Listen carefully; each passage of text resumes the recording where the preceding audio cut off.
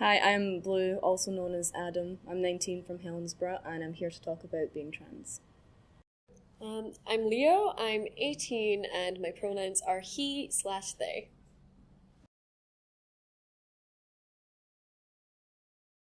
My gender identity is F to M, so female to male, which means I'm born female, I look female, sound female, but inside I'm not. And eventually, I don't know when I'd want to change that. Like physically, I don't need to do it mentally because I already think like a guy. I'm still kind of figuring some things out, but I think I'm somewhere between being a trans male and non-binary, if you can get in between that. Yeah, kind of. I mean, I've always leaned more towards like the masculine side of things, but I realized that like neutral, like the non-binary stuff was actually a thing. Like it got me thinking, and it feels a lot more comfortable to know that that's real. When I was younger, I remember being at a sleepover with two friends, and I was going to tell one of them a secret. That the secret was, I'm gay. And then they started guessing random things. Oh, are you moving? Oh, are you getting a cat? You getting a dog? Oh, are you gay? And automatically I said no. And I was like, fuck, I can't tell them now because I've just lied to their face. So from that point, I was probably about primary six. So I think I was maybe like, how old are you in primary six? 10. So I was 10 when I first knew that I was different. Didn't come until like my early teenage years when I actually realised I wasn't or didn't feel female. And it was a long time of confusion and I felt completely alone.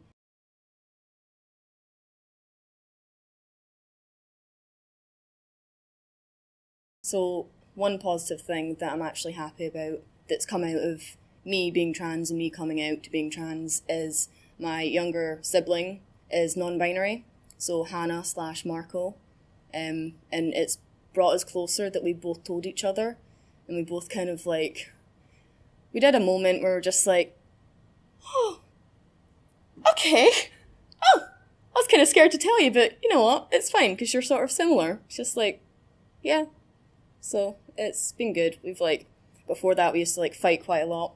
I mean, we still fight now, everyone does, but it's a lot less, and we understand each other a bit more, which is better. This is super cheesy, but it was around the time that only a very select amount of people knew that I was trans. So I was like really conscious of how people viewed me. And I was in the store one day with my friend, and this little kid, he's like pointing at me and he's like, Mommy, Mommy, is that a boy or a girl? And like the mom's super embarrassed, but I'm kind of reveling in the moment. Like it felt like I'd finally been recognized, if that makes any sense at all.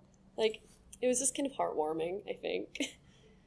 There are some times when I'm walking down like the street and then wee kids are looking at me and they're just like, is that a boy or a girl?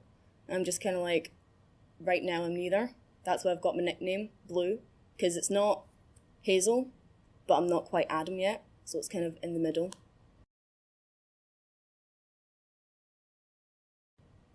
One common misconception with straight or cisgender people is that they think that every transgender person must be gay.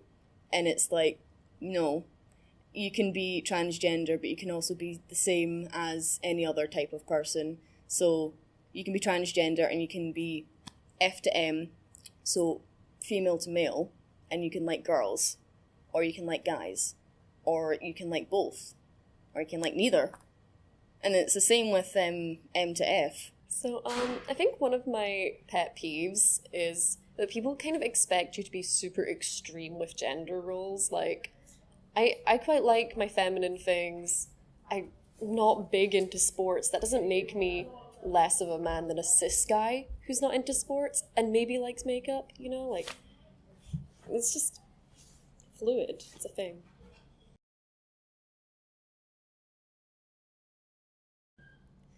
So I think just paying attention to your surroundings and the language that people use a little bit more.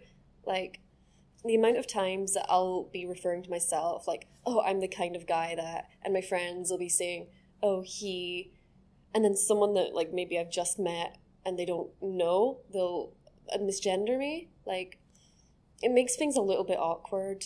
And I mean, if you're not sure, the chances are if you politely ask, it would be okay. But yeah, if you just like, if people paid attention to their surroundings, it makes things a lot easier. I was in Spoons with my friend M. I went to the bathroom, and there was someone who went to our high school sitting like across, and I went to the bathroom, and when I went over, he came over and was like, "Hey Em, how you doing?" "Oh, yeah, that's cool. So I heard something about Hazel."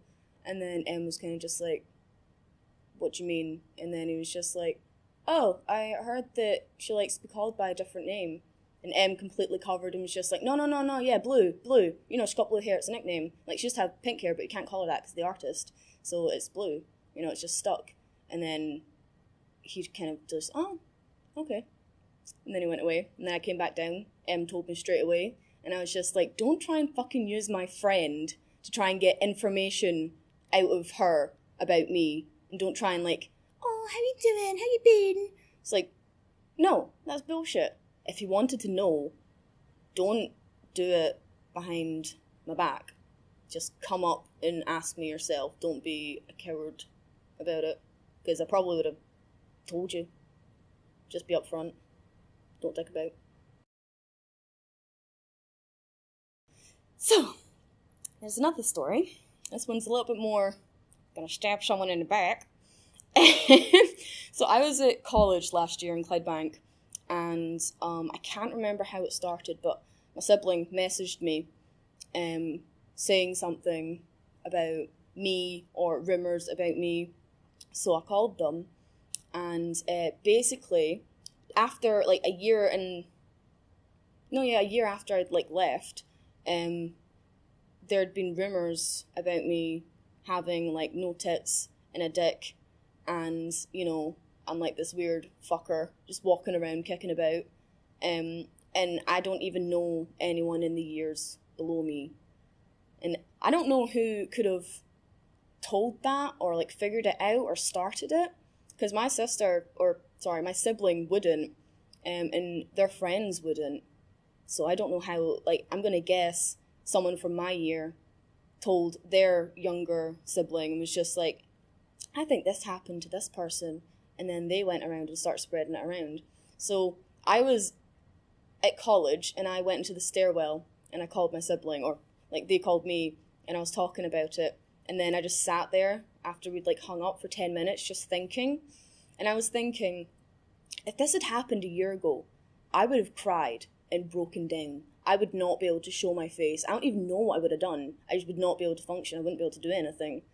But it just shows how far I've come and grown as a person in myself, and just like confidence-wise. So they can all just go fuck themselves, because I really don't give a shit. I'm happy right now with who I am, and it's going to stay that way. You made me believe in hell to make it easy to visualize your body burning a well. You'll just be bribing the judges as the court's adjourning. And I guess it's inflation, but damn, it's hard to value my 2 cents. As a kid I was idolizing millionaires and all the presidents, but I don't trust them anymore. No way, no, not again. And I may never trust at all. No way, I'm over them.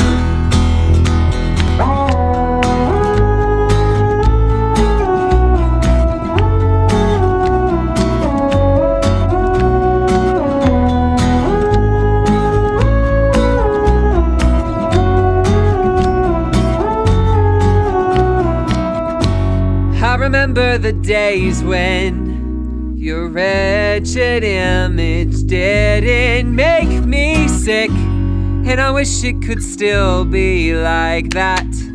But I don't trust you anymore. I don't trust you anymore. I don't trust you anymore.